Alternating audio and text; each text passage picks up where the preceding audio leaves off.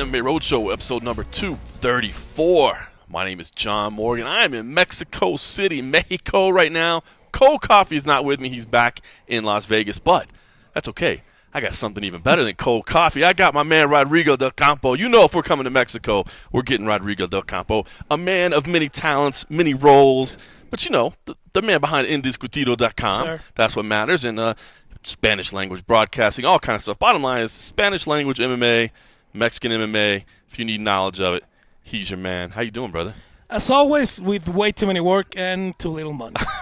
No, we're good. We're good. Tired, a little sleepless, but happy, man. The UFC finally back in Mexico City after a couple of years. I was going to say, I guess we knew we were going to come back. It's been 2 years, and Yeah. you and I talked last time we were here. We knew it wasn't going to happen in 2019. We knew there was a TV deal issue going on, but now there is a new TV deal in place. It's been on since the beginning of this year. 2018. We'll be back to Yeah. 2019.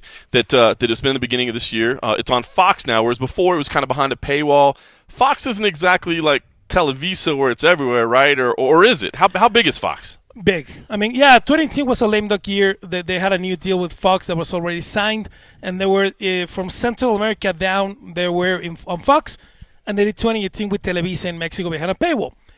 Fox is big, like from the sports networks in Latin America, ESPN, Fox, Claro Sports, where I work. Fox is the biggest of them all. They have the most screens. But that doesn't mean that they're doing the best job, which is the problem right now. They're not broadcasting full cards. The first prelims, I think they're doing Mexico. They did Uruguay. I think that'll be it. They're not doing the early prelims, never on air.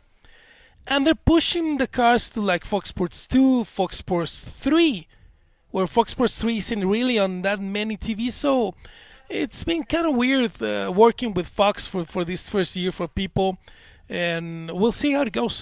They have a long way to go with this deal. That's interesting because that reminds me of when they were on Fox in the United States. It was like, well, is it on FS1? Is it on FS2? Is it over here? Is it there? And you have to track it down. It makes it so hard on the viewer. Pay-per-views in Latin America are just crazy confusing. Like the early prelims, can only see them on UFC Fight Pass. Second prelims will be in one of the 3 Fox Sports channels, 1, 2, or 3. And then the main card will be behind paywall. The Fox in Latin America has this Fox Premium thing. It's kind of like HBO. It's a set of like 5 channels, right? All of them dedicated to movies. And on one of them, Fox Action Premium, they put the main cards of the UFC fight. So if you want to watch a pay-per-view event, a numbered event, completely, you have to pay $10 for Fight Pass, your cable bill for the middle prelims, and then an extra, which is like $10 a month, for the premium channels to watch the main card. It's a fucking mess. I thought the whole idea was to get not behind a paywall. Wasn't that the problem we talked about last time? Was there was a subscription network and nobody can afford to pay that, and that's not what people are doing? I thought that was the whole point of this deal. So fight nights, you get them on Fox Sports, and then the numbered events is the ones that you get the main card behind a paywall. Wow. That's mind-blowing to me. It's like super confusing. I thought I was going to sit down with you and you were going to say, John Morgan, we got it. We're moving in the right direction now. We got the new deal in place. We're back. We got live events. We're moving in the right direction. It's so weird. It really is weird. Like everyone thought that when we got to Fox, when the UFC got back to Fox, they want to treat it like a premium company. And the thing is, like Fox in Mexico is in a kind of transition. You saw in the States this buyout from Disney to a lot of Fox networks. Like this is why we had the prelims in FX the other day in the US, because FX is now owned by Disney. But in Mexico, the government didn't allow Disney to buy Fox. They said it would be a monopoly, which they're right. Right. So in Mexico, Fox Sports is looking for a new buyer. From Central America on down, they're part of Disney right now. That's so crazy. So it's getting kind of confusing. And Fox, especially in Mexico, they have way too many licenses. They have like 4 teams from the Liga MX here in Mexico. They have baseball. They have NASCAR. They have way too many things. They've even got a ton of fight sport as well. I talked to a gentleman earlier. He said they have Bellator. I think that Glory. Bellator. They had Glory sometimes. They had another kickboxing company in South America. So the problem, I think it really is they have way too many licenses. And they have sometimes trouble on the weekends, especially in Mexico. A lot of teams in Mexico play on Saturdays, like at 5 p.m. and 7 p.m. And now you get these cards that are starting here in Mexico City, 4 p.m. first fight locally, which is like Central Time in the States. So they're kind of in a bind on a lot of weekends. It's so interesting because, like UFC on ESPN, big deal in the United States. Yeah. Obviously it's a big deal. But I did always say, when you were on, FS1 and they don't have anything else, when you were on Spike and they didn't have anything else, They push it. I mean, you become the focus. You're the star. That's it. And so there's something to be said about being alongside those powerhouses, being alongside soccer, being alongside all the pro sports in the United States. But, then you don't get the spotlight of being the star. There's definitely there's some rubbing off, especially in Mexico, of being on a network big. I think they have, they're obviously not U.S. numbers, but like 40 million, 45 million screens in Latin America, which is the biggest. I think it's the biggest, bigger than ESPN. Claro Sports, where I work, we're in about 25 million screens in Latin America. So you get a sense of the size. It is a big deal to be on Fox. Right. Let's get that straight. It's a big deal to have Fox on the back. Do not be like every single fight behind a paywall, which it was with the UFC Network and with Televisa, that didn't really care for the UFC at all and didn't really push it. All right, let's talk about Mexico, like where the passion for MMA has evolved in the last 2 years. It's been 2 years since we've been down here. What's the appetite? I mean, has it grown? Has it fallen? What do you get the feel? Mexico's in a weird place with MMA. There's barely any local MMA, which is a big problem. Companies don't really sponsor MMA in Mexico.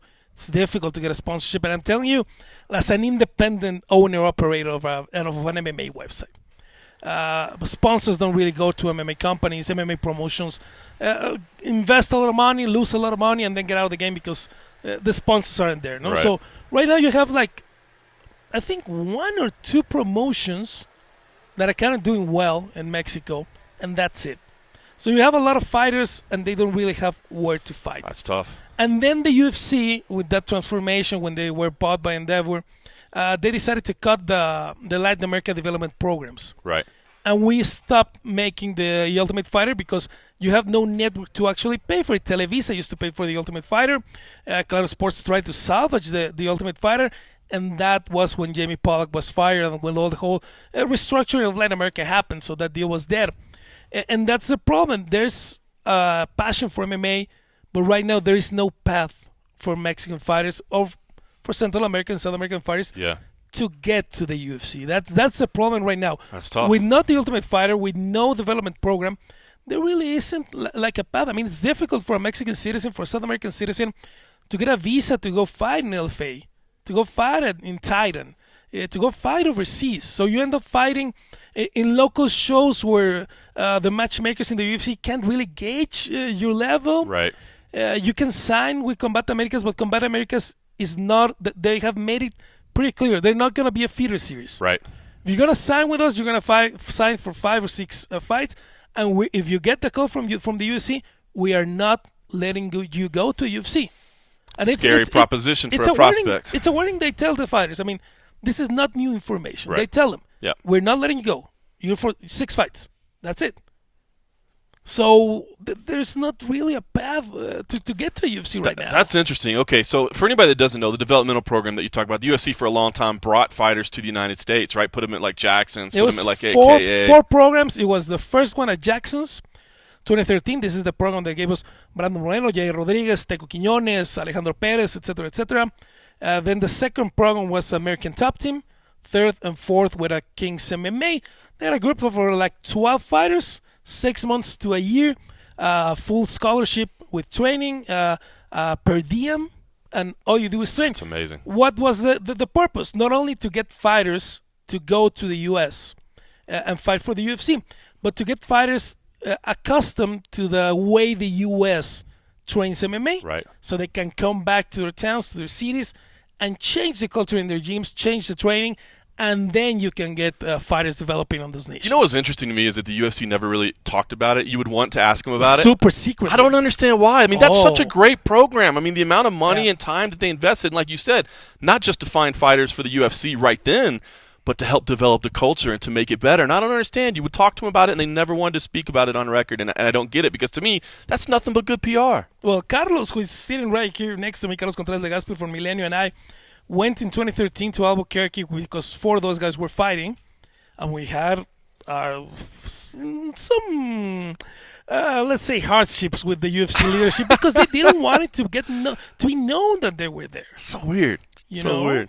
I don't get it. So I don't know. Well, let me ask you this. Okay, so the UFC Performance Institute is coming to Mexico City, Yes, sir. right? I understand they've identified the land. It's an existing building that they're going to convert. It's around here. Is that right? We're not saying where we are. Yeah. We will talk about it when we're done. But it's really close from here. It's really close from my work. It's like 3 that blocks right? away from. Oh, that's from where going I to be work. super convenient for you, man. That's phenomenal. Okay, so that's going to happen, and I'm assuming once they open it, just like China, you'll have a champion like 3 months later, right? That's the way. That's the way it works. That's the way it works. Yeah, right? that's the way it works. But no, all right. So, listen, I'm excited about this. I mean, China, of course, it happened that Zhang Weili became a champion right after. She was not a product of the Institute, to be clear. Yeah, no. But, of course, what they're doing in China is an investment in the future, right, where they're finding athletes. And unlike in the United States, they're actually training them and teaching them. They're going to follow that same model here in Mexico. Yeah. So I think that's got to be exciting, right? But that now, because of what you've told me, I'm a little bit concerned. So if they're getting these athletes and they're, hey, man, we're teaching them and we're showing them. Where are they going to fight? But if there's nowhere to fight, Exactly. that could be a little bit of a challenge. Exactly. And then you get kind of mixed signals because you get, okay, we're doing a PI. I heard there might be an event in October here in Mexico when they show the land to the media. But then you come back after 2 years with no open workouts, with no ceremonial weigh-ins. So it's like it really is the mixed signal, Mixed you know. signals. Okay, I'm interested in Mexico as a market. We're gonna push Mexico. We'll be back in 2019. There's no open workouts. There's no ceremonial weigh-ins. From what I understand, there's not gonna be any UFC authority here in Mexico. And no Dave Shaw. I think Dave Shaw is not coming to Mexico. But you're doing a PI, so I mean, it really is the mixed signal. I mean, Are you all in or not? It might be a budget thing with what you spent in Abu Dhabi promoting, with what you're going to spend in Australia. It's going to be a probably an expensive event for the Sure. UFC. That might be it. But like to the average consumer, they say, okay, the UFC hasn't come here in 2 years. You're doing a fight night where we already had a couple of pay-per-views, and there's no open workout, and then they're releasing an event for public. There's not. If you don't have you're tickets, a fan, yeah. you're shit out of luck. You're not watching anything. It's crazy, man. All right, let me ask you this. Okay, so you mentioned it. When we first came here in 2014, we had the pay-per-views, back-to-back years, 20,000 people in Mexico City Arena. Amazing. Came back. It's not really fair to compare because they're fight nights, 10,000, 11,000, which is not bad. I mean, it was the same thing in the U.S. A fight night is not supposed to get 18, 20,000. If they did a pay-per-view event right now, had this been a pay-per-view, could there have been 20,000 tickets sold? I think that the problem is they want to still do events locally, which I get, and they're actually that's what you have to do. The problem is right now, if you want to do a pay-per-view, there's no local star to get to headline. Right. If Calvin had won the belt, if Brian Ortega had won a belt, maybe. But I don't know if the UFC understands that Mexico. I mean, it's hard for the fighters to come here.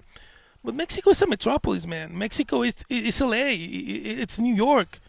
I mean, like next week, Iron Maiden is filling at a 30,000 stadium. The Cure is playing in a couple of weeks. We get those shows. The NBA comes to Mexico. The NFL comes to Mexico. Formula One comes to Mexico. So you can bring any show from the UFC to Mexico City. It's got to be top level. No. It's got to be top level A. And if you bring a top level event, you'll sell 20,000 tickets. Right. It doesn't have to be a Mexican fighter. Interesting. Like it would be awesome if it would be a Mexican fighter. Like I don't know. So it doesn't have to be Cain Velasquez. But you're like saying. for example, the first option for this fight night was Jair against Jose Aldo. Right. That was the first option for the headliner. That fight would have sold 20,000 tickets. Former champion. I have no doubt that Aldo Rodriguez would have sold 20,000 tickets. Interesting. No doubt. What about Cain Velasquez right now? How is his, I guess, absence impacting the market? And I mean, are you concerned that he's not going to fight again? I mean, it looks like he's pretty good at this lucha libre stuff. Personally, I'm happy. Yeah. I'm really happy for him. Yeah. He's I don't know if people know, Cain first and foremost is a family man. Yeah. And I think that's the difference. I know a lot of people in AAA. If you watch the Twitch broadcast in Spanish, Jose Manuel Guillen is a good friend of mine. He does the play-by-play for AAA in Spanish. I mean, Michelle looks happy. Cora looks happy. Cain looks happy. His wife, his daughter, they look happy. Cain looks happy. I don't think we're gonna see him back in the octagon. Wow. Does that hurt the market? He's landing Thursday night in Mexico. Probably gonna talk to him on Friday. We'll see. It hurts the market because Cain is 20,000 tickets instantly sold. Right. That's where it hurts. But you have to understand that when you got to Mexico City, Kane was at a crossroads where he had been injured before, where he had long layoffs before, where you couldn't really say we're going behind Kane to this market because you didn't really know what you were going to get from Kane. Right. And you got injuries. Like, it sucked. It's true. You know, it happens to those NCAA Division I guys. It happens. Those guys destroy their bodies in college. Yep. Weidman, all those guys destroy their bodies in college.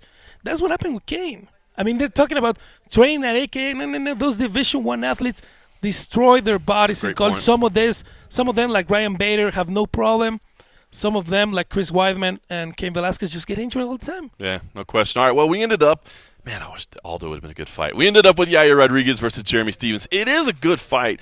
But I feel like, hardcores are excited. I mean, you know what Jeremy Stephens brings. When he comes in, he's coming to fight. It's not going to be a boring fight. It's not going to be a slow fight. He's going to push Yair Rodriguez, and I think it's great. But I do feel like the interest this week isn't necessarily just all in. And I think maybe it's, I don't know, just maybe because there's no real ranking at place. We don't know. It doesn't really mean anything. And I don't want to say it doesn't mean anything in the division, but it doesn't mean automatically a guy's a number one contender or something like that. I think it's going to be an exciting fight. But I also wonder, too, I mean, Yair Rodriguez, this guy is a phenomenal athlete and well-spoken, good-looking kid, professional, everything about it. He's exciting when he fights. But I feel like, his layoffs and the time in between fights is cost. Is that what it is? Because I don't feel like Yair quite resonates here yet as like an actual star. Oh, he does. Yeah. I mean, he does. I mean, this is and I was hearing, I can't even remember which other MMA podcast I heard this. I think you have to look culturally to what Mexican people look for their idols. Like in the U.S., we're accustomed to the show-off guy, to the that bravado. Right. Look at the big stars in Mexico, like Chavez, like Canelo, like Juan Manuel Marquez. They're all soft-spoken. They're respectful. They're humble. Interesting. That's what the Mexican audience actually looks for in a hero. Yair resonates with the audience. I think that all the tickets they've sold, which the show is doing good, are because of Yair. And we'll see what happens. That's interesting, man. I talked to him earlier this week, and he was kind of soft-spoken. He was kind of reserved, and I didn't know if he is like that. And I think he's always like that. Yeah. But I felt even more so, and I didn't know if maybe it was just a product of him being so like overworked and having like so many. I mean, he spent like 3 hours at ESPN or whatever. I think it's probably that. I mean, he doesn't like those responsibilities. I mean, I get it. It's way too much for him sometimes. I think the UFC sometimes pushes someone to carry the market alone. It happens with Eric Perez. It happened with Fabricio Verdum. It happened with those guys. And Yair is not that kind of guy. I mean, I think that if you have to worry about something with Yair, is that he hasn't really had a stable camp in the last 2 years. That for the 3 fights he signed them after the Frankie Edgar fight, the Sabit, which he got injured, sure, the Korean Zombie, and this fight, the team has changed around him. I mean, he's in his place like he's kind of doing a boxing camp where he picks coaches, picks a spot, and then goes train. He trained like in a very representative place for fighters in Mexico, which is the Centro Ceremonial Otomí, outside of Mexico City near Toluca, 3,300 meters of altitude, which is like 1,000 more than in Mexico City, where Marquez, Chavez, and all those guys used to do if you're a boxing fan, Carlos Cuadras is doing a 2-month camp right now at Centro Ceremonial Otomí. Wow. So for the Mexican fan, that's like really resonating. That's all of my idols trained at Centro Ceremonial Otomí, and now Yair is training there. So I think you have to be like a little more culturally aware. Interesting. Of what those countries need in an idol. Yeah, that's interesting. Because I do feel like, I think everybody realizes Yair's talent. I mean, you can't not recognize it. But it is weird. He doesn't really factor into the rankings. I mean, nobody's talking about him as a real contender. But when he goes out there, he's exciting. I don't know what it's going to take for him to get that level. And I wonder if it's just fight more consistently, basically. Basically, because you see what the UFC is suffering to him. I mean, even with the difficulties they've had, they offered him Savit, they offered him Jose Aldo, and they offered him Brian Ortega was in talks to maybe fight Yair here. So you see how the UFC looks at Yair.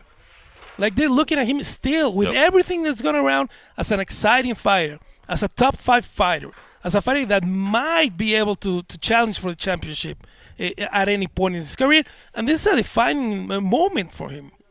This is a very different. I mean, he got the Korean Zombie fight. He did that improvisation, which makes people go crazy with Yair, because that's it. And he tells I train, and then go in there and just let it flow, and those things happen. That is incredible. So the UFC still, I think, with the matches they try to give him, they still consider him a top fighter. How about Jeremy Stephens? How's the market reacting to him? I mean, as we said, we know he's going to come in and fight. Maybe not recognized as a contender or champion or anything like that, but we know he's going to put on an exciting fight. He is embracing his Mexican ties, right? He's saying, "Hey, listen, I got a Mexican wife at home. I got a Mexican kid at home. I'm trying to get a paycheck for them." And he spent like a month down here getting ready. People forget that in 2014, when we fought Cub Swanson, he went to the weigh-ins with the Mexican national team shirt. Oh, that's right. I forgot about that. This is not new. Yep. The thing, I'm Mexican. Oh, yeah, you're fighting in Mexico. You're Mexican. This is not new, I mean, he had a good deal. There's a gym in Tijuana called Entram Gym, which is basically the best gym in Mexico, because that's the gym that has the most UFC fighters in Mexico. They have 4 fighters here this weekend: Teco Quiñones, Polo Reyes, Martin Bravo, and Brandon Moreno. And they have a deal between the trainers, Raul Arbizu and Eric Del Fierro, and the guys from Entram can go and train in Alliance MMA, right? Which is where Jeremy connected. Jeremy has been sparring with some of those guys for 4 or 5 years, Dom also. And Teco, which hails from Zacatecas, got them a house, talked with the government, they got a good gym.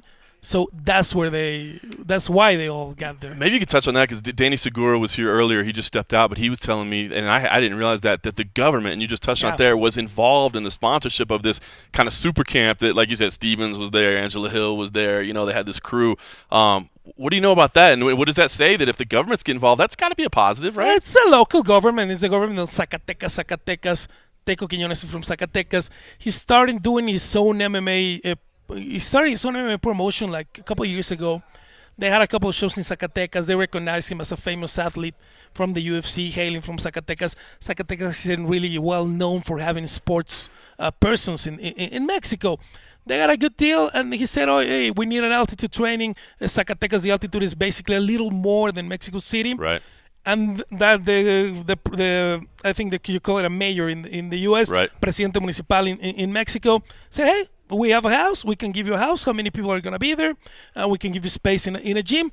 Teco's original team is in Zacatecas, so those guys moved the cage to the new facility, got the mats going, and they were there for 6 weeks. There's 7 fighters that were in that camp. It's the 4 Entram fighters, and also Jeremy Stephens, Yara Eubanks, Andrew Hill.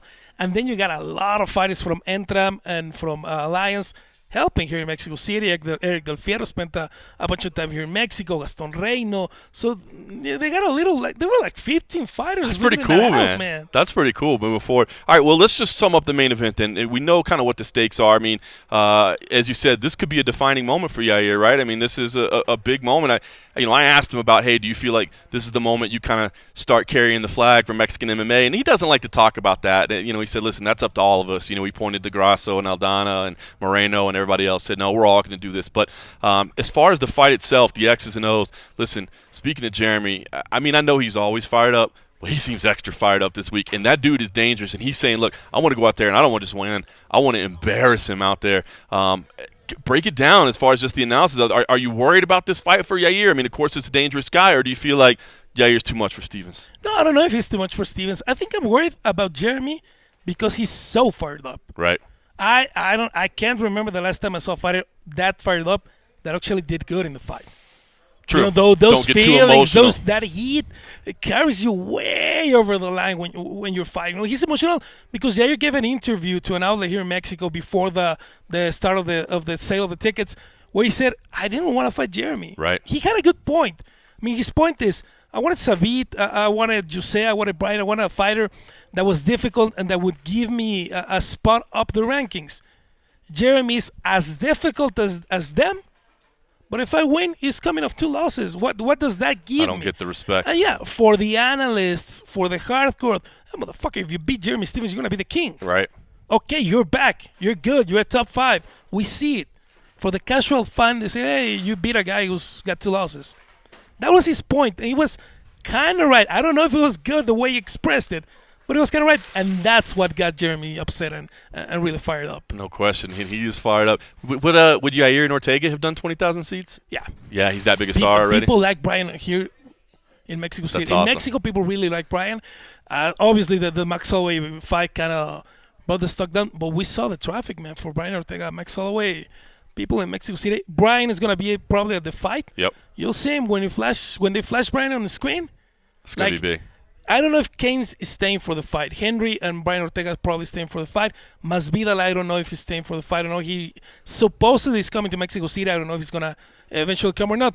When they flash them on the screen, you'll see, I can bet that Brian Ortega will get a bigger reaction than Henry Cejudo. Wow, that'll be amazing. All right, one last thing in this main event. What would be the ideal scenario? Would it be, we know that the Mexicans love a scrap, so would the ideal scenario be a back-and-forth battle that Yair eventually, kind of like a zombie fight, where it's just an amazing fight and he wins? Or would it be some kind of domination? What would be best? The ideal scenario for the Mexican fan, where I think they would go crazy, they already, when they see Yair, they want to see a crazy knockout. They want to see the feeling knockout. They want to see the Korean zombie. Like, the Mexican fan would be happy if Yair goes in and in 30 seconds just starches Jeremy with a flying knee or something. I don't see it that quick. I don't see a quick fight on Saturday. I think those guys are way too prepared and study each other to get someone get a quick knockout. But for the fan, I think if you poll the people in the arena, they'll probably tell you, hey, I want a 30-second knockout. All right, well, we mentioned a very fired-up Jeremy Stephens, and I think no better way to witness that, or at least hear that firsthand, than to hear my interview with him from yesterday morning. Sat down with Jeremy for a little bit for a quick one-on-one. And by the way, Jeremy Stephens, sponsored by Manscaped.com. That's right. If you go to the video of it, you can see he's sporting the Manscaped gear. So, a fellow Manscaped supporter there, or supported by Manscaped. Don't forget, 20% off and free shipping with the code ROAD, ROAD, at Manscaped.com. That's 20% off with free shipping at Manscaped.com and use code ROAD. Come on, just do it. They got good products, I promise. And while you're doing that, get one browser open, order up your Manscaped gear, and the other, listen to this, Jeremy Stephens. You've been doing this for a long time, but back in the main event in Mexico City, it's a fight town. You're facing the hometown guy. I mean, give me the feeling, the emotion coming into this one. It's just an honor, let alone to be fighting in Mexico. I have roots here. My daughters are Mexican, my wife's Mexican. I love Mexican food. I love the people, most of all. I've been down here for 5.5, 6 weeks in Zacatecas and never been embraced like the way that I have. And it's just, I feel right here at home, man. Is it a little bit of a false sense of security, I wonder? Because knowing that Mexican culture that you have and the ties to it, and even the support that you're getting, you got to know on Saturday night, man, they're going to be booing you and they're going to be going for Yair, right? Who knows? I don't put no limiting beliefs on everything. I've been turning heads since I was 16 years old about people. I've been told they're going to kill me in Brazil, and then I ended up killing their boy. So I'm going to be turning heads, man. I feel like I got a lot of fans here. I have a lot of Mexican fans. I have Mexican roots. Pero es, if this country's not going to save him, bro. It's not. He's a kid. He's a chamaco, and I'm a man. I fight like a man. I don't run. And I'm here to whoop his ass. I'm here to embarrass him and outpoint him and just whoop him every single step of the way. You were on quite the run, man. Then you had the setbacks, but you're talking about fighting against, the best of the best. Tell me what you took out of those fights. What lessons did you take out of them? Lessons is that no one's ever taken the dog out of me. No one's ever just whooped my ass, tossed me around. I've lost these little split decisions that could have went my way. I'm losing these little technical battles. And what do? I go and train with Tony Ferguson. I started learning some footwork. I learned some fancy shit. I learned an incredible amount of stuff with him. So I'm always changing and always adapting. You got to ask yourself, how does a kid coming up from 21 years old, used to be a brawler, but yet I have multiple knockouts on my limbs. I continue to come back and get better and better and better. And I put you in fucking highlight fashion, real knockouts, bro. Too hot for TV type shit. And I embarrass people. And that's what I plan on doing Saturday night. Ain't nothing gonna be different. What's a workout like with Tony Ferguson? Do you do that crazy stuff he's doing, or did you draw the line and say, hold on, man, let's keep this a little more normal? That's my buddy back there, bro. He goes, man, I think you found your brother in life, man. And it was a great moment, because I actually do work out the same type of way, and I always known that we were kind of similar in a lot of sense. So we train about 6.5 hours out of the day straight, just putting in fucking work, and then we chill out, watch Rocky IV, and then boom, go run around like midnight, 1 o'clock in the morning, and just I loved it. It was an incredible experience, and I can't wait to go back and help him out for his upcoming fight. So we made a brotherhood, and it's been great. I learned a lot from him. That's awesome, man. All right, well, you talked about the setbacks, but now you're back in the main event, right? Before the setbacks, 2-0, pretty fantastic main event appearances. I mean, is there something a little special, a little extra edge when you're the guy? Yeah, it's 5 rounds. These guys can't run from me and squeeze out a little decisions in 3 rounds. The beat was looking up at the clock, gasping for air. If you didn't hit me in the nuts in the first round so damn hard, I would have kept going and put the pressure on him. I was breaking that kid, you know, and I feel like he has a lot more pop on his stuff, and he's a better wrestler. Yair can't fucking wrestle for shit. He's in trouble. I'm going to slam him on his head, and I'm going to cut him open. He thinks Frankie Edgar swallows his eye. Wait till I cut him open. I've been in one of those bloodiest fights in history. You know, I just keep setting records. I keep continuing to get better, and it's going to be my time come Saturday night. You said it, man. You've been down here for like a month at this point, man. And I wonder, you know, the altitude, you got to adjust for the altitude. But it seems like to me, you're soaking in more than just the altitude, right? I mean, am I wrong in saying that, like, you didn't just get used to altitude? It feels like this was like a special camp for you. Yeah, I wanted to put myself amongst the people. You know, I've been fighting for, 12 years in the UFC, 17 years in the game. I've been fighting since I was 16. Everything I have is from my hands, you know, and I did most of my camps at home where I'm comfortable in my jacuzzi and my swimming pool and around my family and my beautiful wife cooking me all the delicious meals. Coming out here, I wanted to put myself amongst the people and embrace the culture. You know, not only did I get blessings, I've been to tame mescals, I've been running the mountains in La Bufa. You know, I really surrounded myself amongst the people and put myself in the culture. I love it here. This isn't my first time here in Mexico. I continue to spend my money here and support the people. And, you know, it's humbling walking around. You know, you go walk around, you see people cleaning the streets, you see people asking for money. You know, but what people really don't see that you get is just the love people have, you know, not just for fighting, but the love and the passion and the hard work and the dedication that these people portray. This is a beautiful country. I'm excited to be here. And like I said, I feel right at home. So that's crazy for me because at this point in your career, man, as long as you've been doing this, as much as you've been through, I mean, are you still like learning and developing and getting like new highs, I guess, and new motivations? Yeah, this is, like I said, this was a new experience. I wanted to come down here. It took Yair a week and a half to even sign the contract, you know, and you know him about them contracts, boy. He's always duck, dodge, dip, ducking, dipping and dodging again. You know, and they told him, you know, I immediately accepted it. I wanted to be in the altitude. I wanted to come down here. I know the type of fans and everything they bring, and it's a new journey. It's a new experience, and I embrace it, man. You know, I'm enjoying every minute. I'm relaxed, cool as a cucumber, and I can't wait to go put his brains in the canvas Saturday night. I know you're kind of an old school hardcore fighter. He seems like this kind of new generation. He's fancy. He's got, you know. What is that? What is new generation, bro? What are you gonna show me that I haven't seen or Bruce Lee hasn't shown on a movie? Like, what the fuck are you gonna show me that's new? I just fought a guy just like you who's better than you, and that you were afraid to fight. And ask yourself how I was breaking him. That boy's in trouble. You know what I'm saying? Like, he's got to think about, damn. I'm going up against a guy who I backed out of a fight from, and this guy put a pace on him and was whooping his ass, and I won the first and the third. If you beg to differ, just go back. He weaseled out the first round by doing some flashy shit. And I was putting knuckles to his head. And now this kid's got to go 5 rounds with me. Like, what are you going to show me that's new? Bro, I've been in there with better guys than you. You know, you're a kid, bro. You can't even fucking wrestle. Wait till I get a hold of you, man. You're in trouble. In trouble. I love it, man. We touched on it there. Well, what does this fight mean to you, man? I mean, it's obvious what it means to you in terms of like this moment and, you know, this opportunity. I mean, are you thinking about rankings? Are you thinking about titles? Are you thinking about anything like that? I don't think about any of that shit, bro. The only thing I think about is just putting knuckles in this dude's heads and put muscles in his chest and going home and taking care of my Mexican family back home with a lot of money in my pocket. That's what I think about, bro. I ain't worried about none of that bullshit. I'm here to kill him, bro. I'm here to win. I was going to say, I think I've got an understanding of how this goes, but, you know, when you play this thing out in your mind, what type of fight is this? Is this some kind of back and forth, you know, battle that brings people to their feet, or are you going in there and doing something vicious? I'm going to outsmart them. You know, people think like things. You're going to see a different Jeremy Stevens. I always have viciousness in me. I can even slow my punches down a little bit, and I'm still going to knock you out. You know, I'm going to outsmart this kid. I'm going to embarrass him. I'm going to outpoint him. I'm going to be in there every step of the way. And if I'm landing on you, you're going to be wearing it, bro. You know, like, what does he got? A spin kick, some kicks? Bro, you don't think Cerrone ain't kicked me? You don't think Pettis ain't kicked me? You don't think Sam Stout ain't kicked me or throwing some shit? Zabit?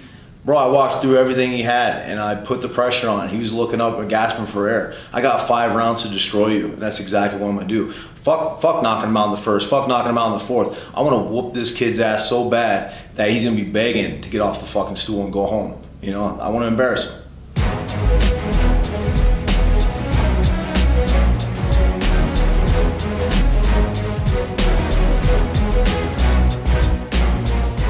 All right, well, look, it's going to be a fun main event. There's no question about it. But listen, Rodrigo, I noticed, and I'll be honest, I didn't notice it till this week, and we've kind of talked about it earlier today, but this is actually a pretty big card in terms of what it means to the Mexican market. I mean, at Media Day today, it was kind of cool after they did the face-offs, right? They brought up and had 7 fighters up there, you know, all hailing from the Mexican market. And, you know, I don't think, notice. I mean, listen, there's a lot of fights going on, right? I mean, we're going from town to town, but from a Mexican perspective, man, this is good. And the co-main event, one of those fights right there, Carla Esparza versus Alexa Grasso.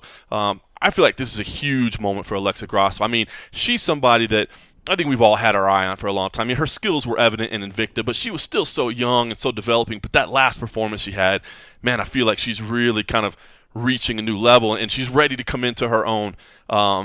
And here she gets a former champion. You know, I mean, yes, I know a lot of people, you know, will point out it wasn't the longest title run of all time and that sort of thing, but it doesn't matter. Carla Esparza is a former UFC champion and somebody that's been around the game for a long time. I think this is a big moment for Alexa Grasso. You know, what are you feeling about this fight? Yeah, it's a couple of things there. I mean, like, there is something to be said about what the UFC level is right now, where the line for a UFC show is now, about how many events we're going to get in a year. We're going to get 41, 42 this year. Right. And I do get it when someone from another country looks at a card and says, oh, that sucks. I'm not watching it. This is nubs. I don't fuck. You know? But you still have to think, if you want to, like, if you actually fucking care and you do your job, you have to think for these cards from a local perspective. This card means a lot to Mexico City. Right. You know, having 7 fighters in the same card is like this was a dream for Mexico like 3 or 4 years ago. Yeah, you couldn't even do it if you wanted to. Yeah, having 4 top 10 fighters. Like, yeah, the rankings in the UFC are shit. I'm not gonna color it. They suck. Right. They're shit, you know? I'm saying it, not UFC Today, no MMA Junkie, not John Morgan. Me, Rodrigo Del Campo, the rankings are shit. But having 4 John top Morgan 10... would say they're lacking slightly. There's a supervision and revisions to be made in the process of voting in these rankings, but they're shit. But you have 4 top 10 Mexican-born, raised, and trained fighters. That's big. Because these 4 fighters aren't even training in the U.S. You know, they're not like Eric Perez, who used to train at Jackson's, now at Alliance. Right. You know, Brandon trains exclusively in Tijuana. He doesn't go into Alliance MMA. Entram Gym. Alexa and Irene train at Lobo Gym in Guadalajara. Yair did his whole training camp in Mexico with Pedro Camberos, a Mexican coach. So this is big for the region. There's no Hispanic American country right now that can put 4 fighters trained in their own country in the top 10 of any UFC division. Yeah, that's true. So that's what it means to the country. You know, it's like, oh, okay, we have 4 top 10. I don't know if they're going to win, if they're going to lose. The 7 of them have tough fights. The Carla Esparza is obviously a tough fight. They know after the Tatiana Suarez fight that this is the fight. Right. It's a good opportunity for Alexa. Alexa was a fan of Invicta before signing to Invicta. So when she sees Carla, yeah, she sees a UFC champion. But she sees the champion of the division she signed to on Invicta. She's seeing the Invicta belt. That's there. awesome. So for her, it's like a lot of history, a lot of nostalgia. That's cool. And they knew when they fought, when they beat Carolina, and the way they beat her, like they sat down and they knew we're gonna get tough fights from now, every single fight. That's true. And this, you know, stylistically, this is a tough fight for her. There's no question about it. You know, right? especially with this new Carla striking. Oh, my the goodness. Cynthia Calvillo fight. Yeah, no, she went on that losing streak after the Calvillo fight, rebounded against Virna Yandirova. But that fight with Cynthia Calvillo, when there was 50 minutes of stand-up, Yep. like we saw it. Carla is doing that. Yep. So now Carla can strike, she can kick, and she can obviously wrestle Alexa. That's not news. I feel kind of bad for Carla Esparza because she does have some Mexican heritage, so it's like She's Mexican and Ecuadorian, so right? it's cool of her to come down here, but like, sorry, you get the hometown girl. So no, and in the media, I get it. They do it like red corner and blue corner. And unfortunately for Carla, they had 6 Mexican fighters at the same time. no one's gonna talk to Carla. Like, I'm sorry, I couldn't get to Carla. Right. You know, that is kind of sad. She Yeah. didn't get the attention she deserved. All right, one last thing on Grasso. Like, her English is phenomenal. Yeah. It's so good, and I think that's great. I mean, listen, and I'll say this out of respect. I'm not one of those people that says, "Hey, you need to learn our language." I'm not that guy. I'm not. Okay, listen. If anything, we need to learn your language. I mean, I'm raising my son to be bilingual, obviously, but it's just cool. I think it's awesome when people do take. I mean, English is obviously the most predominant language of the UFC. I mean, it's the biggest market, that sort of thing. I think it's cool, man. I mean, she's been slowly working on it, but it's good. I interviewed her this week. It's flawless now. Yeah, you should speak English if you're fighting in the UFC, and if you have the money and the time to speak English, you should speak English. Yeah. Obviously, in a lot of situations, maybe they don't have money, they don't have the time. Like, I get it.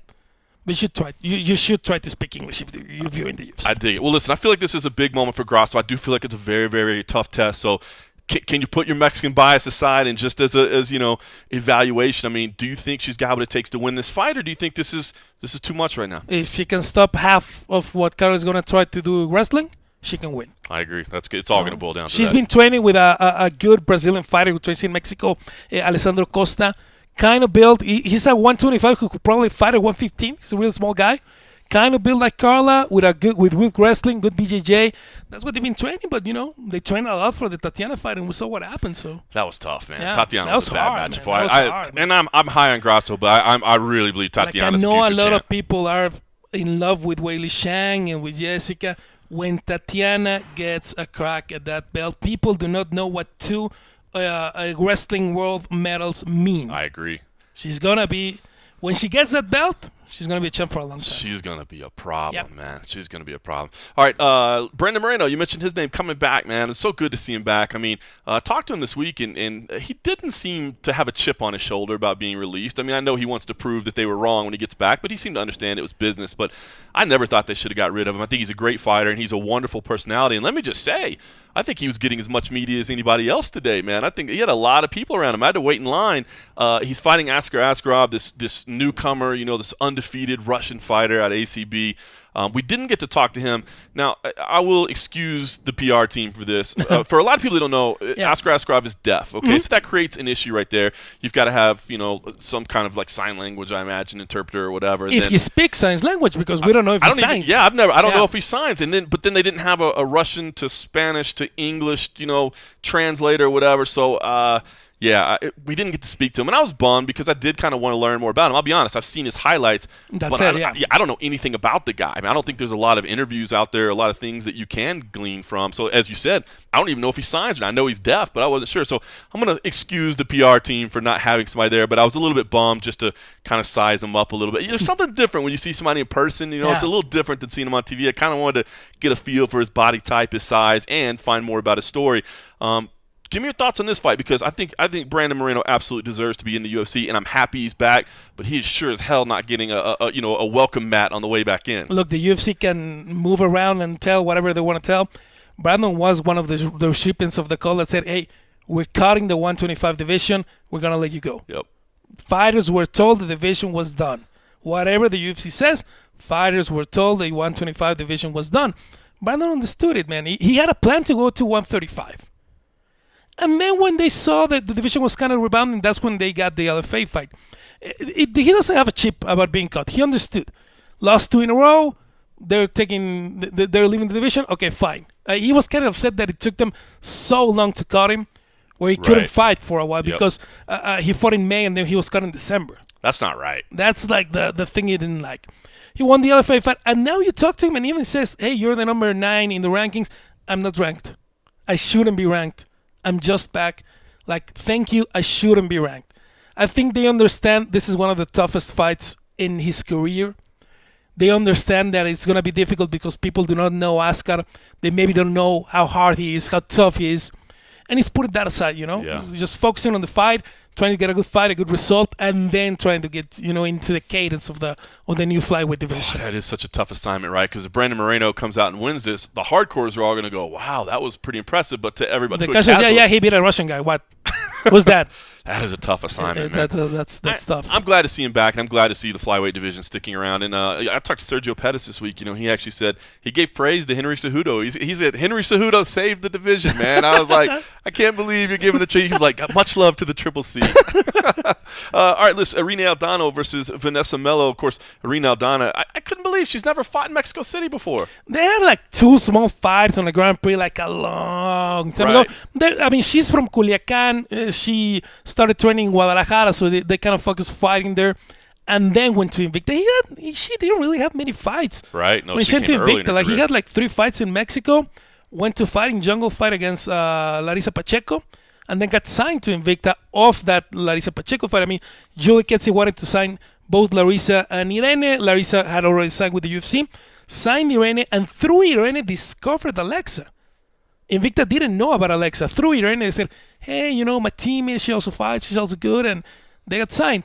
And she hadn't fought with Alexa in the same card, I think, since 2015. That's crazy. In Invicta, so that's kind of really motivator.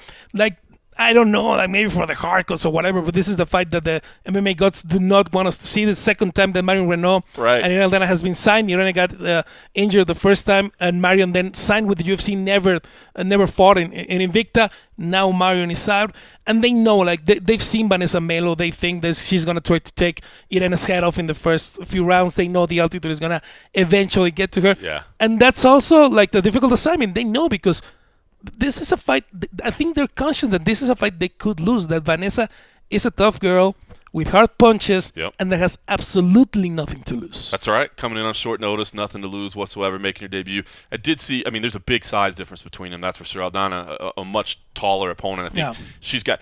Aldana, you can't not be a fan of, like, Aldana and Grasso. I hate to group them together, but you can't be a fan of one and not the other. They have such a similar style. It's obvious, they come out of the same camp. Great striking. I think Aldana, as you said, I would think she'd want to stick and move and jab and kick from range and maybe tire Melo out. And just wait out the first 90 seconds to see what's going on. And when you see Alexa, when you see Irene, they're a true 115 and a true 135. Yep. They're not that big to a division where they have to consider going up, but they're a true bantamweight and a true strawweight. Where does their popularity stand in Mexico? Are they stars? Good. Yeah, they're stars. There's no MMA stars really in Mexico. Right. We have to clear that up. Are there really MMA stars in the U.S.? Like, maybe Conor and Khabib. Fair. Fair. So, in the MMA circles, in the people that like MMA, they're big. Yeah, it's not like they're mainstream. Yeah. They're not soccer. Right. That's what it takes. That's it. This is a big moment for Irene too, man. I want to see her do well. I almost feel like, because it's funny, as you said, Aldana was kind of the entry for Grasso. I feel like at this point, it's the other way around. It's the other way around. Like, certainly it's easy to say that when you look at the card. Grasso's the co-main event. Aldana's a little lower down the main card, but I really do feel that way. Whereas when they were both in Invicta, I was like, they're both contenders. I still feel Aldana's got a lot of skill. It kind of flips sometimes. But I feel like Grasso, she's becoming almost like the one that you're a little higher on. Yeah, and the Raquel Pennington really affected, the Raquel Pennington fight really affected Irene. They had a problem with the recovery after the weight cut.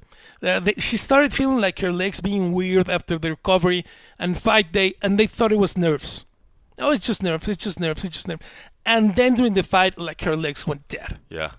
And then when they sat with the Josh Lockhart team, they saw something in the recovery, and then she had her period during the weight cut. Something in there really didn't stick when she was recovering, and it was that they're really paying attention to the recovery this time for this fight, because she knows, it's 3 weight cuts in a really short time for her. Yeah, really short time. All right, rounding out the main card, Martin Bravo versus...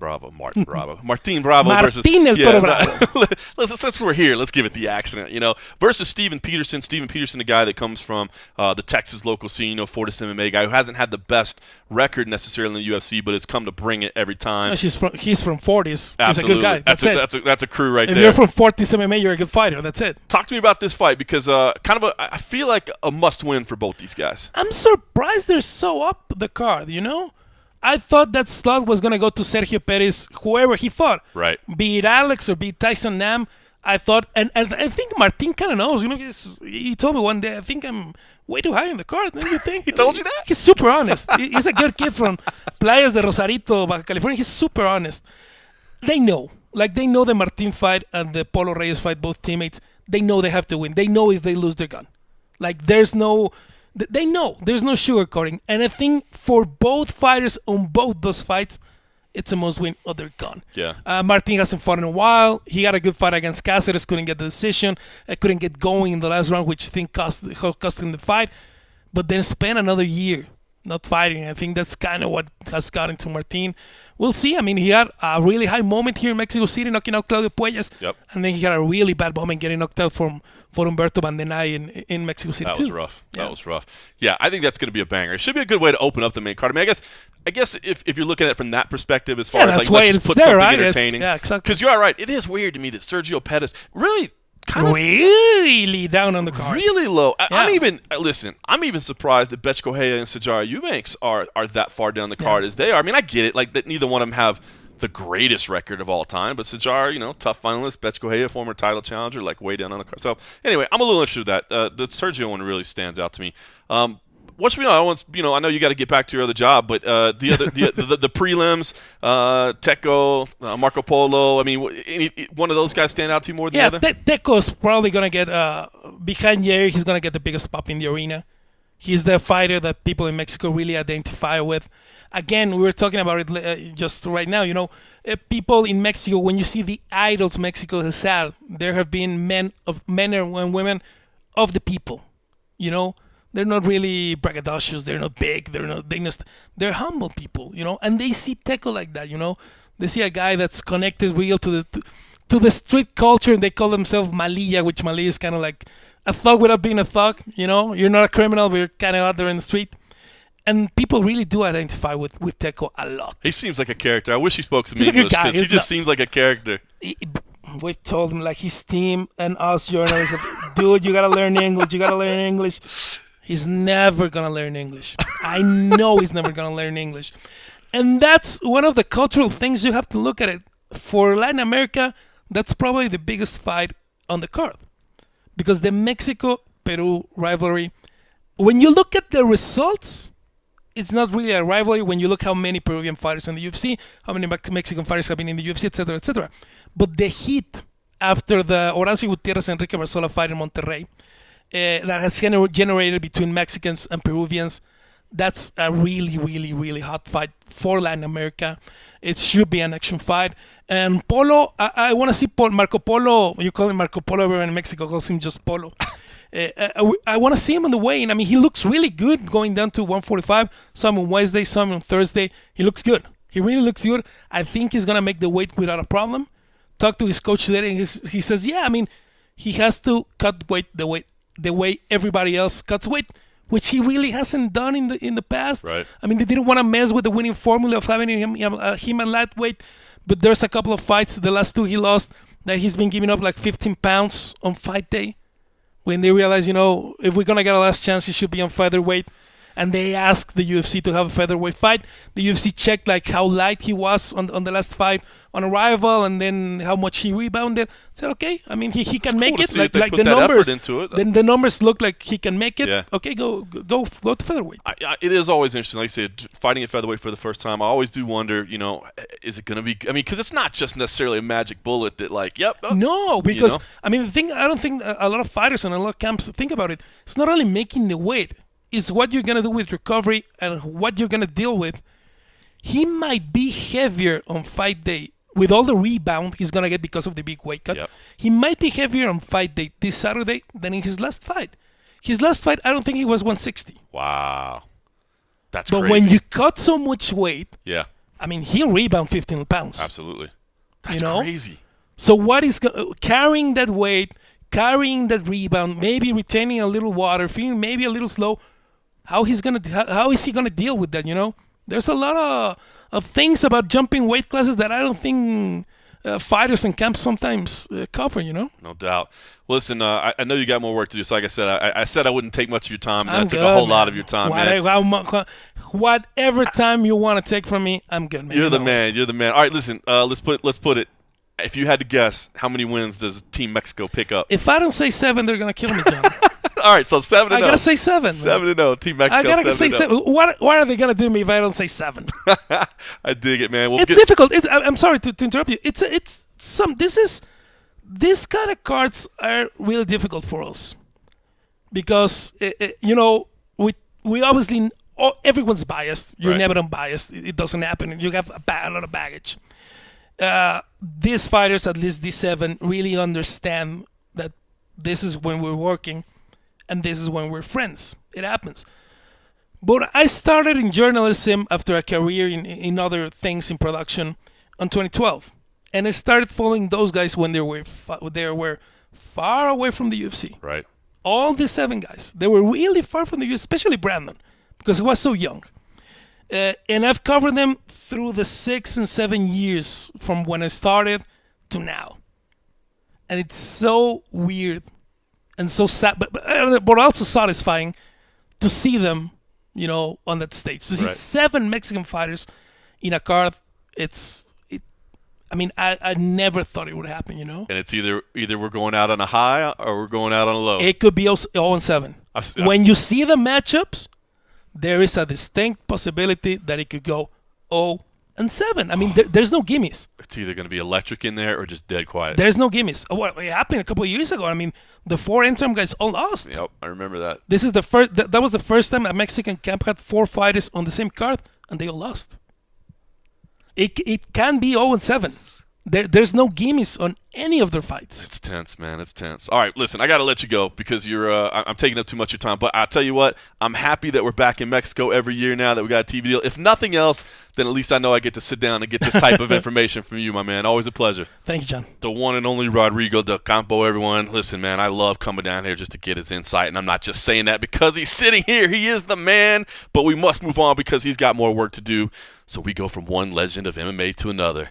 That's right. The one and only Cole Coffee is in the building. While I've been out here in Mexico City, he's been doing big things in Las Vegas. So, through the magic of audio editing, here's the man, Cole Coffee. Well, hello, guys. And magically, now you're in Las Vegas. Whoa, how cool.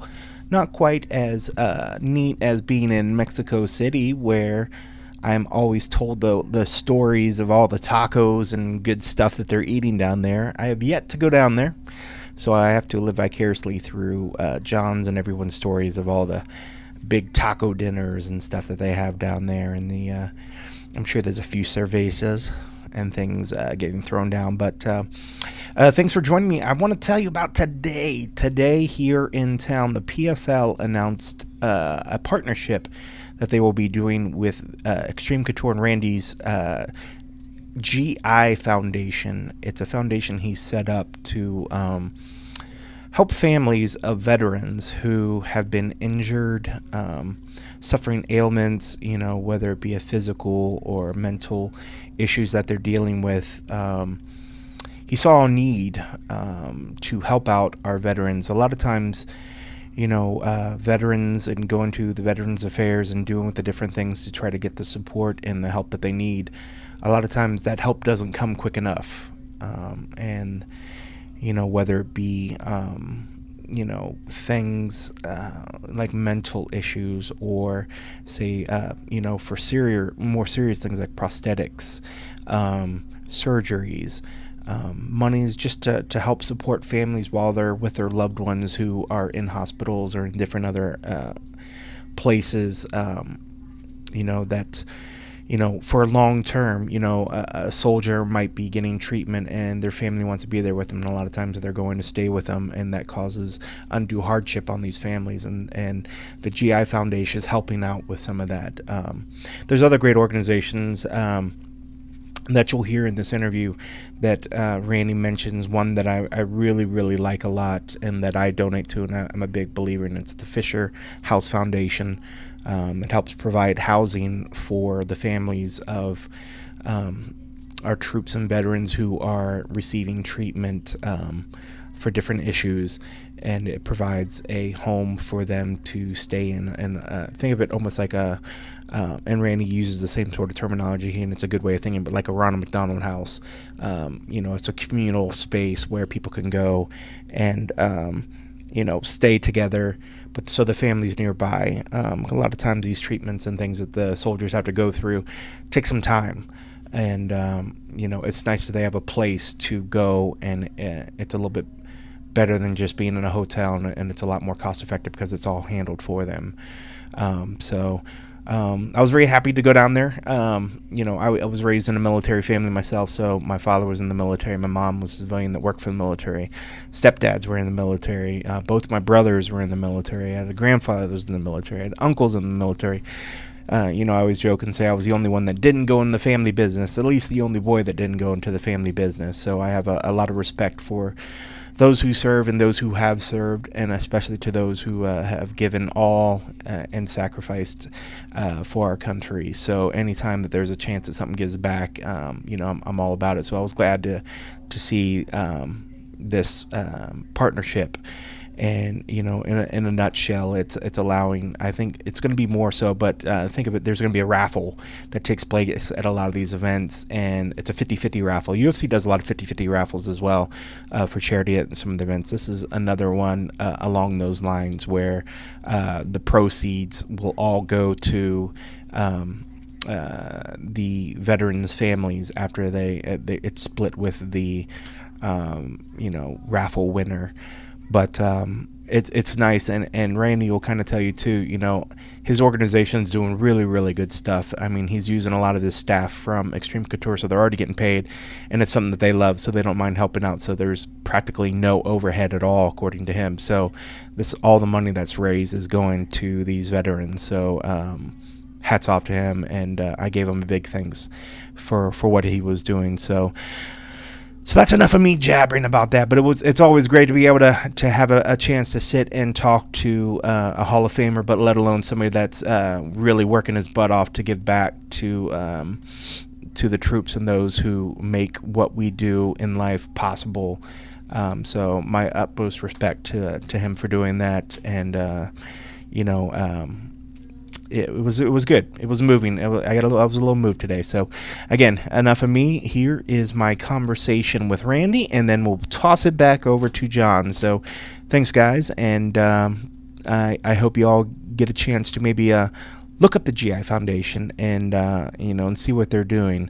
And if there's another organization that's doing great things in your neck of the woods, I encourage you to do what you can to help out those who have made it possible for us to do what we need to do. All right, y'all. Here is Randy Couture. All right, Randy, you talked a little bit up there about the GI Foundation. I guess when you thought about starting this organization, what was the biggest thing that you noticed that was maybe lacking in the outside world that wasn't being taken care of at that time? In 2006, I got to go to Iraq. Me and Rich Franklin went to Iraq and spent 12 days on the ground there with the guys that were actually fighting the battle. And it was a really, really interesting trip. Saw a lot of things firsthand, and then the next year I got to go to Walter Reed in Bethesda. They have the Fisher House, which is their kind of version of the Ronald McDonald House, and we put on a big barbecue for all the caregivers and people in the Fisher House and some of the guys that were on outpatient status at that time. And me, Don Fry, and Ken Shamrock got to walk through the wards and 2 or 3 floors and meet just a whole bunch of the guys fresh off the battlefield. And that's when I started hearing, oh yeah, my mom's been down here for 6 months as my caregiver, and we parked our car in the parking structure and they put a boot on it. We can't afford to get the boot off of it. Other guys, my dad's been down here with me for 9 months now. They just fired him and he lost his job, but he wants to be here to support me. And just stories like that over and over and over again. These financial burdens these guys are struggling under while they're in that kind of extreme transition period. And I was just like, we got to do something to help these guys. It's that simple. And went right away, and in 2007 filed for the 501c3 status, and we've been doing this since then. And again, started right here with our gym staff. I already pay them. They already work for me. They're on board with the mission and what we're trying to accomplish already, and are happy to be involved. So we have no real overhead other than what our events cost us to put on, and almost all of them have been successful. They're not all successful, but most of them are successful. We were on the plus side of things. We make money, and all that money goes into the hands of a soldier and his family. Do you have any sort of, I know as it's getting bigger and as you're getting more involvement from organizations like PFL and other ones, what sort of capacity, what sort of numbers of troops and veterans have you been able to reach, and how many are you able to help in a year, and what is, the goal? Last year, I got to sit down with 16 families and write a $10,000 check to each one of those families. Wow. This year, it looks like I'm going to get to sit down with 20 families. and maybe more, depending on how October goes and this 50-50 raffle and the stuff that the PFL is getting behind.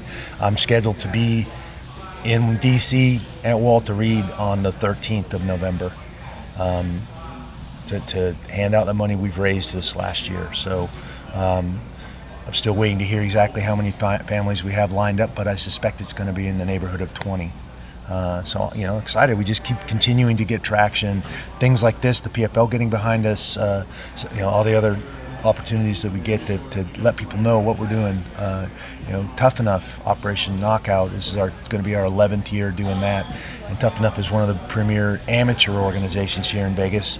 They put on a fight night, and all the proceeds from that fight night go to the foundation. It's really, really cool of them to do that. There's been several other people in this community that see what we're trying to do and what we're trying to accomplish, and they've just gotten on board. It's been amazing. I love that you're helping with the Fisher House. That's one of probably the only charities that I donate to, because I think they do a great job. And you're right, that's another one where their support for families. It's another, a lot of times we're always talking about the veterans, but the families alongside are suffering and are hurting as well. So I applaud you for doing that as well. Have you thought about, with your namespace being in Hollywood and doing all these other things, have you tried to talk to Congress or lobby any of these people and address some of the issues that are maybe, I think it's great what you're trying to do on your own. Have you thought about trying to go to talk to the people that are making the policies? We have a vet here that trains here. His name is Bruno, and Bruno has been very actively involved in the state of Nevada, getting bills passed, veteran bills passed, and things like that. I haven't really gotten involved in that. I've just been spread so thin between the Extreme Couture GI Foundation and all the stuff that we do for the MVP chapter here, and then all my other regular business stuff, the PFL and acting and the business stuff that I do. I'm just spread too thin. I'm lucky to even get out to Congress to try and get the Ali Act amended. I mean, that's kind of been the extent of it.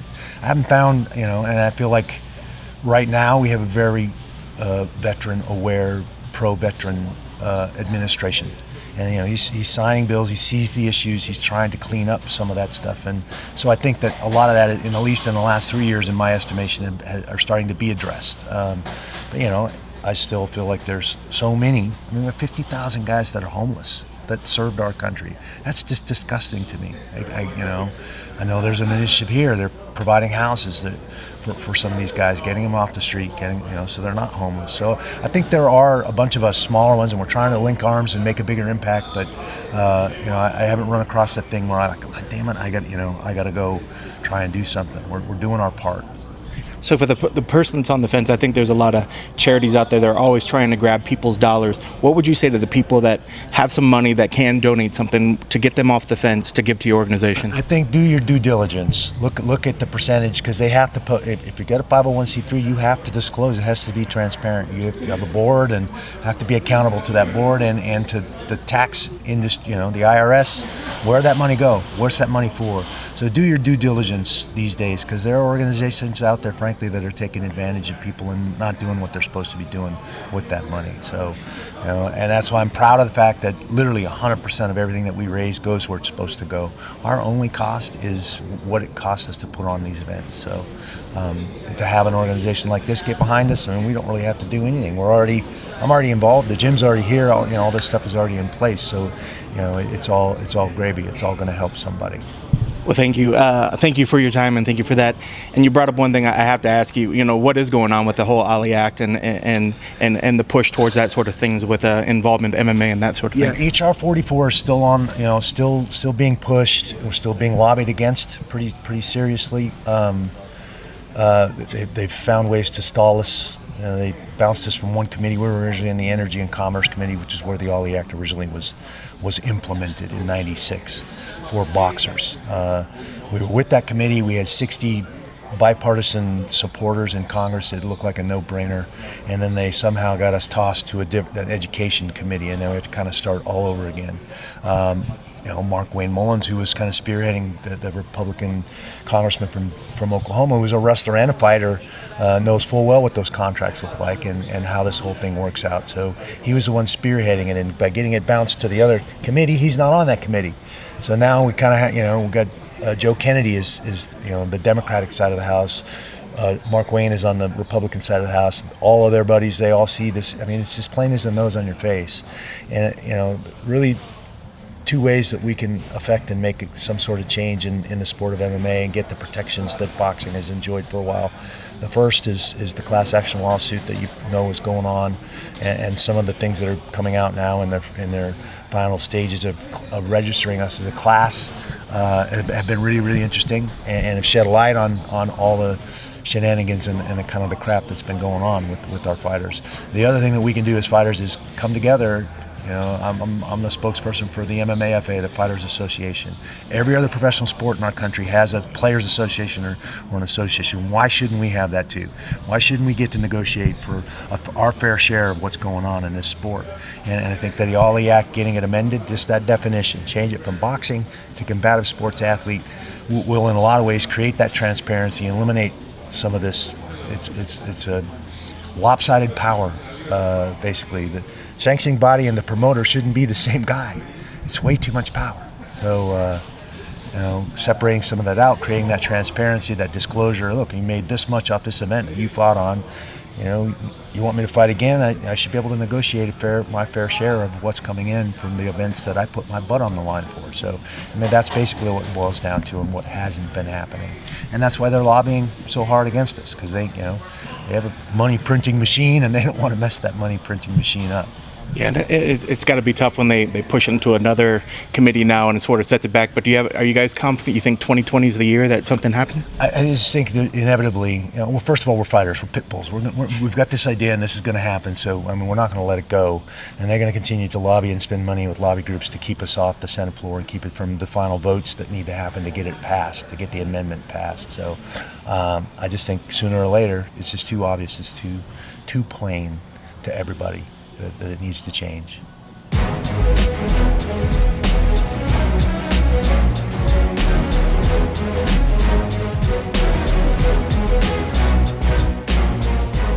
All right, so there you have it. Cold Coffee catching up with Randy Couture, the former UFC champion, the UFC Hall of Famer who's always involved in some type of charitable opportunity. And I know to Cold Coffee, anything that involves the military means a lot to him. He's a military brat. So good stuff there, and good stuff about the Ali Act and the MMAFA and the organizational efforts. I mean, the war carries on there. You know, Randy has been at the forefront of those battles and more for a long time.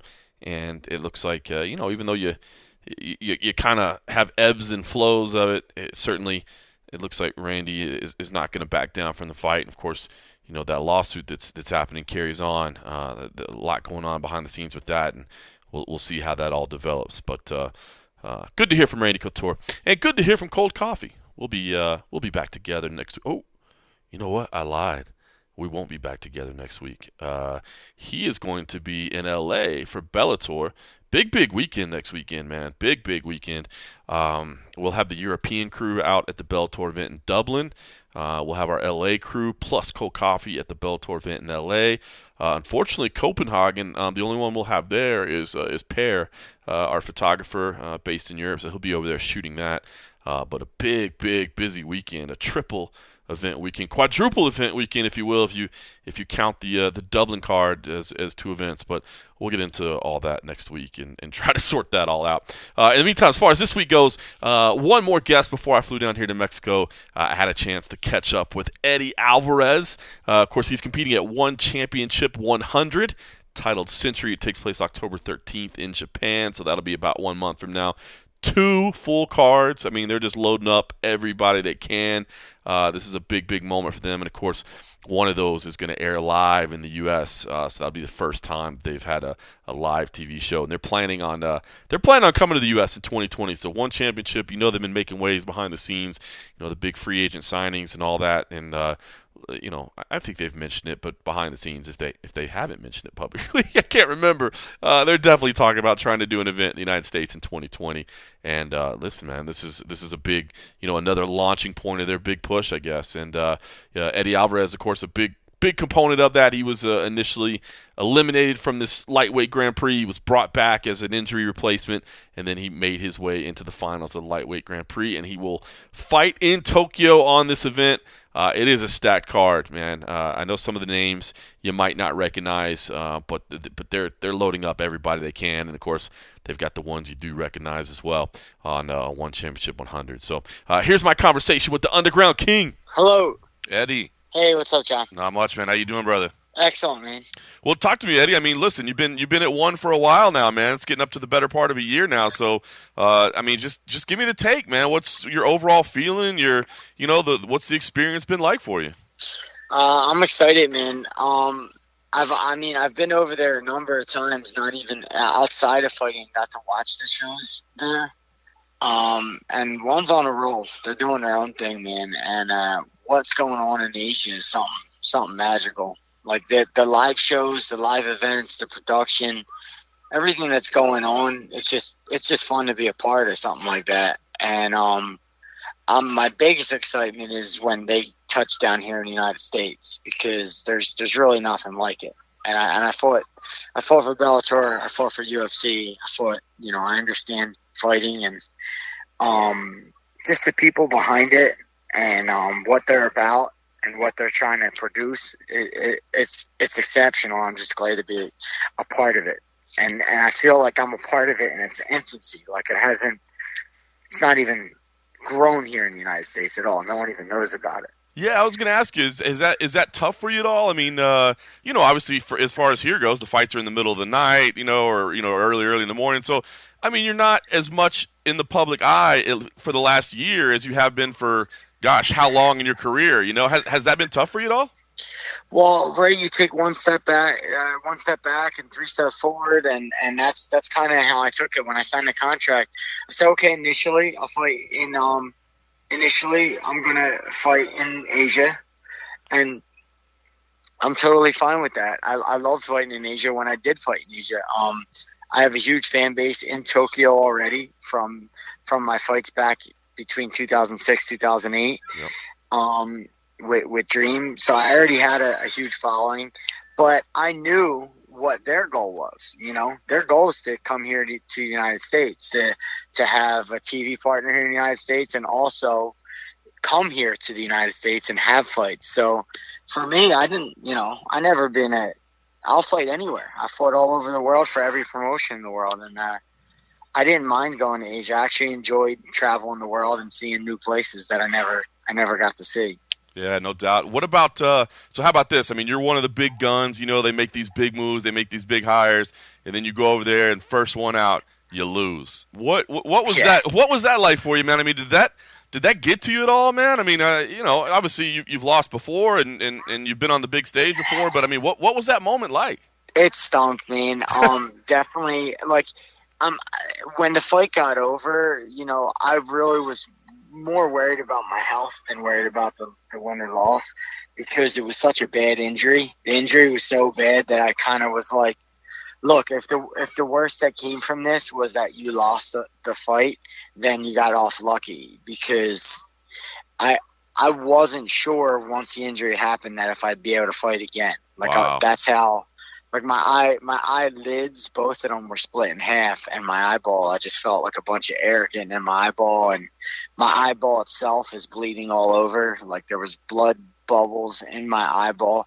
So the fact that I can see today and that I'm able to still fight another day was, I kind of looked at it that way. And I wasn't looking at it like the loss. I was looking at it like my coaches, my teammates, and myself.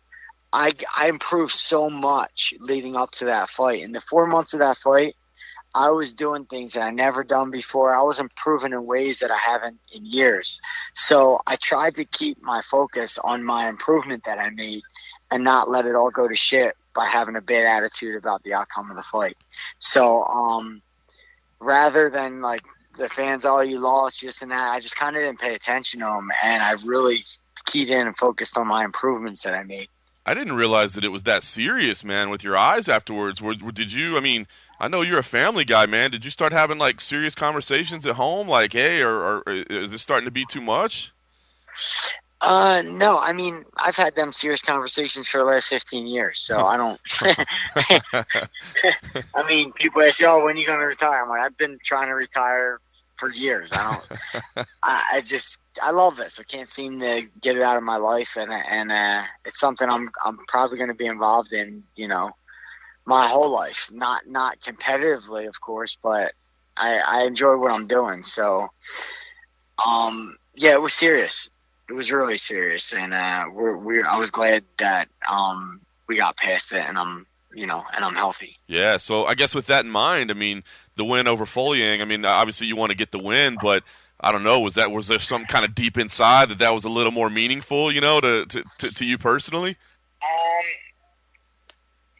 yeah, it was like for me, the Foliang thing was just continuing my improvement that I built upon in the 4 months leading up to the Timothy fight, and just continuing to get better. I want to fight often. I wanted to fight often this year, so I wanted to at least get 3 or 4 fights in this year, and I just wanted to improve. I just kept my focus on that.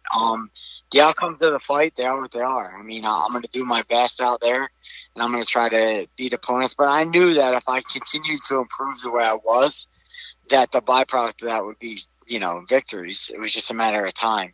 Yeah. The Foliang fight, I went in injured. I knew I had an injury, and he took advantage of it. He kicked my leg out, and I just fell to the mat. Like I was busted up going into that fight, but I wanted to fight. I didn't want to pull out of the fight. So the fight was what it was. So you get to the finals and you got this Dagestani monster on the other side, man. He's been tearing through people, man. I feel like this is a Rocky movie or something, man. You know what I mean? Fighting this beastly Russian over in Japan. I mean, talk to me about this guy. I mean, there's not a lot of tape on him because he gets his fights done pretty quickly. So, what do you think about the matchup? What do you think about him as an opponent?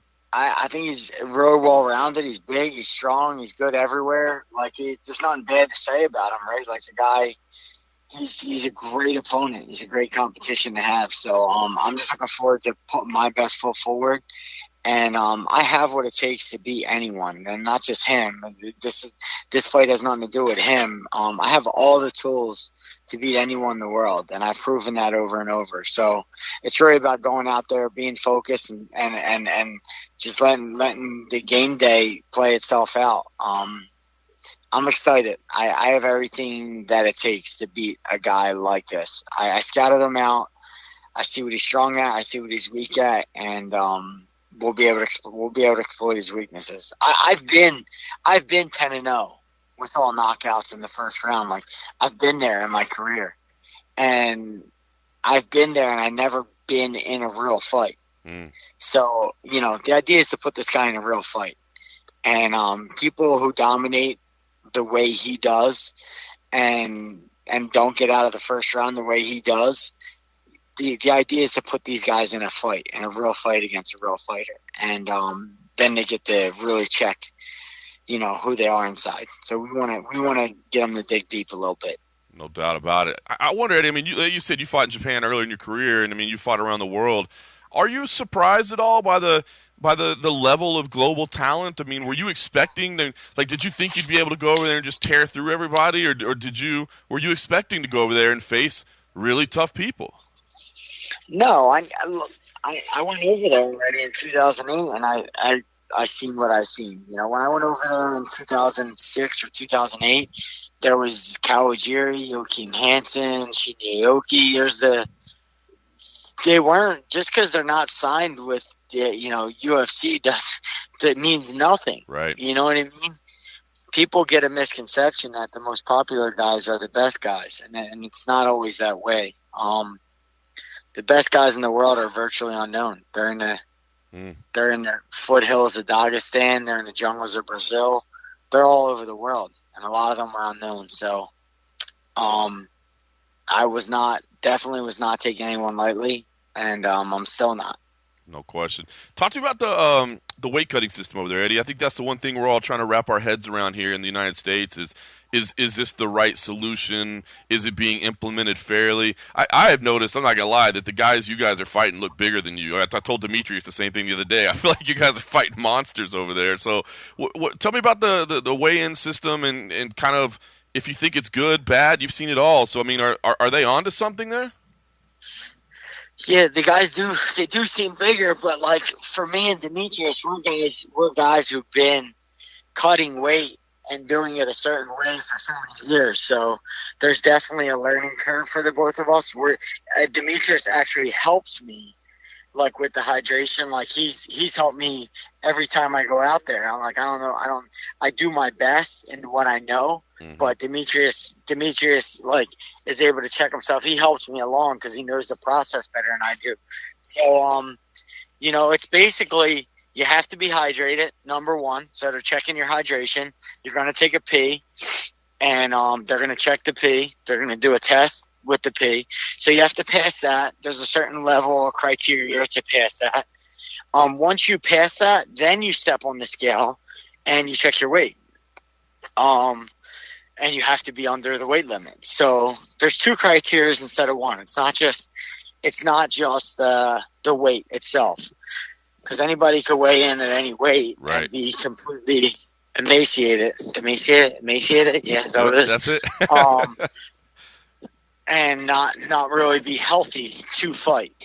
So they're trying to skip that process where people are hurting themselves, and then also putting themselves in jeopardy and putting the whole fight in jeopardy. Because how many guys we see, trying to make weight and the fight never happens. Yep. So it's a good thing. What it does is it's good for the promoter, one, because the fights happen almost every time out. Right, you're not going to get a last minute dropout because the guy's kidneys failed. Right. It's good for the fan because you're going to get a hydrated, explosive, ready to go fighter, and it's good for the fighter. It's good for his health to be hydrated, to be healthy, to be able to go out there and fight his best. So it's a win-win for everyone involved, and I'm not sure there is a better way. Yeah, nice. Well, cool, man. Well, listen, I know that's a big fight. I know we still got a month. We'll probably talk a little closer, too. But give me an idea. What's the overall plan right now? I mean, you win here. Do you still want to sneak one in? You said maybe fight 4 times. Could you sneak one in before the end of the year? And then I guess looking forward, kind of what's the plan next year? We hear, a United States event is imminent. It's definitely coming. Is that what you got your eyes on? You wanting to be on that? Or do you kind of enjoy traveling? Just give me the idea. What's the goals for you right now? The goal is to capture the tournament belt. After I capture the tournament belt, I would like to be able to enjoy Thanksgiving, enjoy Christmas, enjoy the holidays a little bit. I had a busy year. 3 fights is probably the most I fought in a year in a long time. Yeah. So I'd like to enjoy that, get rested, and then come back strong in very, very early 2020. And capture the one championship world title, and from there be undefeated. My goal is to go undefeated from here on out. I got that debut out of my way, and now I want to beat everyone. I dig it, man. I dig it. Hey, one last thing for you. Did you watch Khabib the other night? Did you get a chance to watch that fight? What do you think about him as a champ right now? Yeah, I watched the Khabib fight. It went very according to the way I thought it would. I wasn't super surprised. I'm not a big ground fighter. Like, that's not my goal when I go into a fight. Right. And when I fought Dustin the second time, I found myself in positions where I was being dominant on the ground, and I didn't necessarily have a goal to do that. So when I found out he's fighting Khabib, that's Khabib's whole game, right? Yep. So I thought to myself, like, if it's not even my goal, it's not even my thing, and I was dominating and about to finish a fight on the ground, I thought for sure Khabib would be able to get it done. Both guys, Dustin put out his best effort, and so did Khabib, and Khabib, as always, was very dominant. I think it's going to take a certain style, and if you don't have that style, there's a certain style you have to implement to beat him. And I feel like I can implement that style the best in this division. And I don't know who else could. When I think about the other competition, the other top 10 in the UFC and the other guys around, I don't know if they're able to implement the type of fight that you have to do to beat Khabib. What do you think that type of fight is? Because I think that's what everybody's trying to figure out. I mean, obviously, some defensive wrestling is probably going to be involved, but you got to rough them up in the clinch a little bit. What do you think that style is?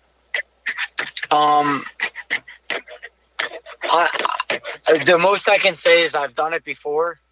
Like I've done it before with other if you watch the second Mike Chandler fight, right? And you watch fight like that where you have a guy who just throws a big punch, tries to run you in the cage, tries to rip you to the ground and pound you out on the ground. It's like that's the style you'd have to implement against a guy like that to beat him.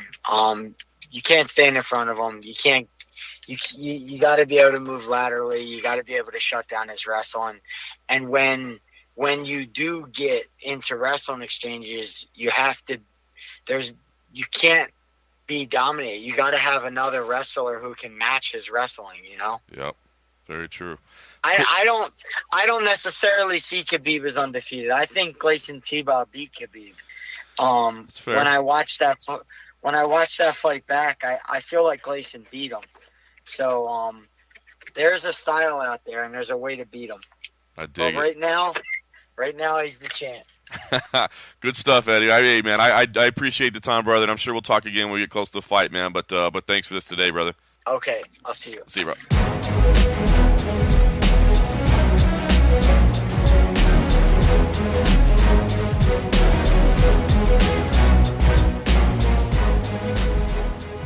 All right, so Eddie Alvarez, man, got to be honest, I didn't even realize, the kind of the injuries that he had to deal with to get through that. So it was good catching up to him, and again, big stuff on the horizon for one championship. So we'll certainly pay attention as they push into the U.S. market. I imagine we'll be talking more about them next year. So, listen, it's been a busy show.